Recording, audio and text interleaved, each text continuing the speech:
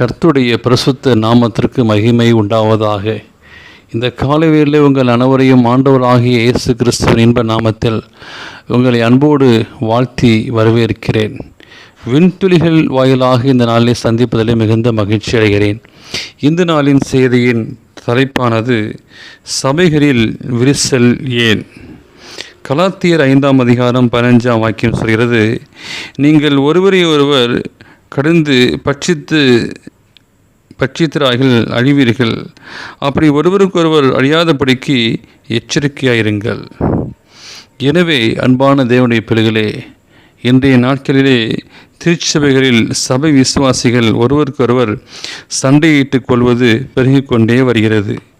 அது உடன் விசுவாசிகள் பாதிப்பதோடு சபையில் உள்ள உள்ளங்களையும் புதிய விசுவாசிகளையும் பாதிக்கின்றது.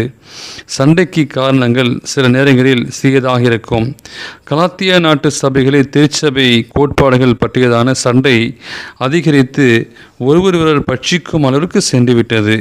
எனவே பவுல் நிருபத்தில் புத்திமதி எழுந்துவதாயிற்று. கிறிஸ்துவே விசுவாசி ஒருவரை நாய் கடித்து மிகவும் வியாதிப்பட்டு மருத்துவமனையில் சேர்க்கப்பட்டான். மருத்துவர், நீ பிழைக்க மாட்டாய், ஏனென்றால் உன்னை வெறி நாய் கடித்துவிட்டது என்று சொன்னார். எனவே அம்மனிதன் ஒரு காகிதம் எழுதும் பெண்ணை வாங்கி கொண்டு யோசித்து எழுதி கொண்டிருந்தான். மறுபடியும் ஒரு முறை மருத்துவர் அவனை சந்திக்க வந்த பொழுது அவன் எதையாவது பார்த்து, உயில் ஏதாவது எழுதுகிறாயா என்றார்.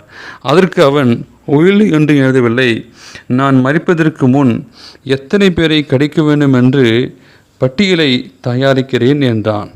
ஆம் தேவனுடைய பிரியமான அன்பான பிள்ளைகளே, இப்படி கிறிஸ்தவர்கள் என்று கூறிக்கொள்ளும் அநேகர் ஒருவருக்கொருவர் சண்டையிட்டு கடிந்து கொள்வதனால் சபை வளர்ச்சி அதிகம் பாதிக்கப்படுகிறது.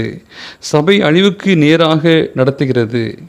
இயேசு கிறிஸ்துவை இரட்சகராக ஏற்றுக்கொண்டு ஆவியின்படி நடப்பவர்கள் வீண் சண்டையிலிருந்து விலகி இருப்பார்கள். சண்டையிடாதவர்கள் சமாதானம் பண்ணுவதாக இருக்க வேண்டும். சபை விசுவாசிகளிடம் ஐக்கியமும் ஒற்றுமையும் இக்காலத்தில் மிக மிக அவசியம். சபை விசுவாசிகள் ஐக்கியத்தோடு சமாதானமாக வாழும்போது பிசாசானவன் அவரை விட்டு ஓடிவிடுவான். ஐக்கிய குரு ஏற்பட்டால் அவனுக்கு கொண்டாட்டம்.